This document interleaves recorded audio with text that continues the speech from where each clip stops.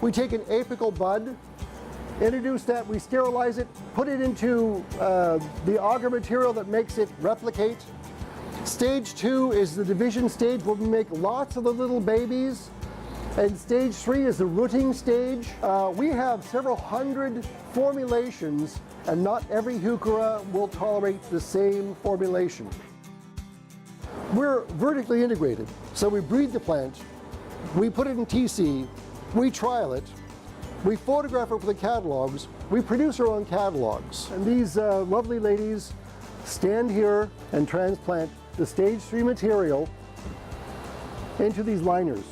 Now, we buy these from the Netherlands, and this is a glue plug. These are coco coir and perlite, lots of airspace. There's a small hole drilled and then backfilled with loose material so that when they insert the roots, they don't break. They use forceps for transplanting, and they never bury the crown. There's our incubator. So everything's tented. We keep it humid here.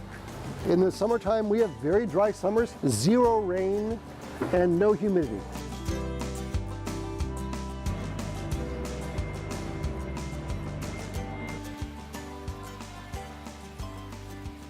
It's just a V shape, so it's very deep in the center, and here it's a W, so they're very shallow, and it floods quickly. It has a much higher, bigger pump, larger lines, pneumatic valves, and so it floods really fast and it drains really fast. So down here the whole cycle time is like 6 minutes.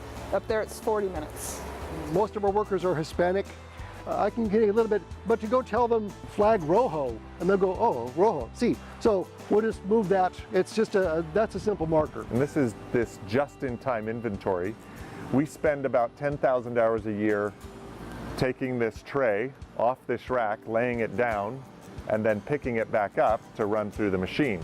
And so we're trying to say, here's what we are going to plant in this site this day, and never take them off the rack. So they have to show up, you know, that morning or sometime in the middle of the night, plant for 2 days, and then that truck shows up again. So we've been here 36 years. We have a really good workforce here. We have had up to about 120 people. At this point, we're very proud of being able to get that number down to about 80, I'd say, at peak between all 3 businesses. Part of the way that we've reduced our labor need is we've quit growing starter plants for other nurseries, which we used to do a lot of.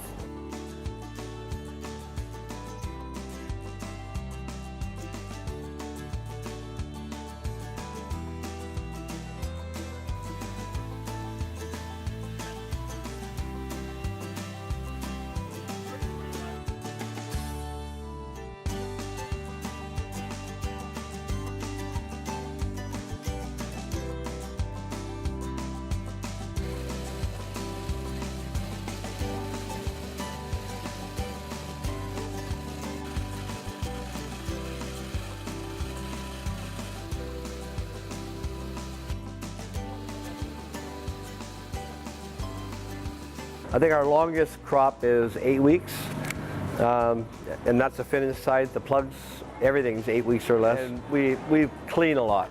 I always believe prevention is a lot better than trying to fix things.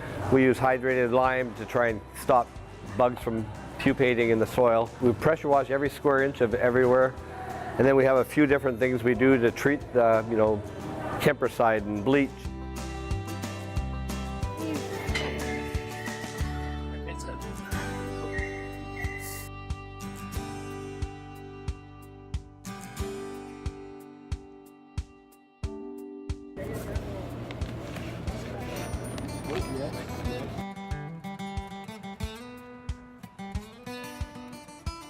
It's obviously a little valve which is put in at intervals on the tube, and then they tuck a plant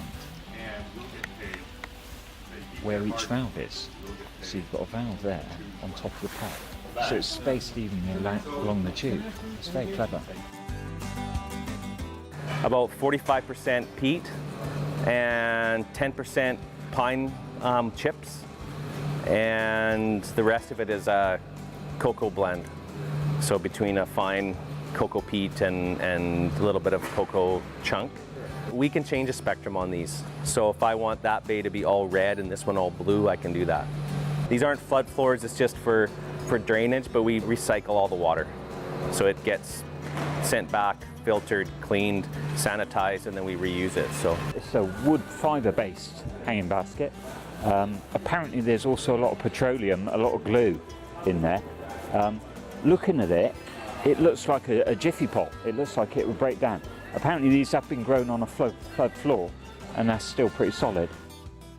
The ones that are for the green roof industry are 2 foot by 4 foot. You can see there's several different varieties, average about 10 varieties in a mix. And they kind of have different personalities depending on the season.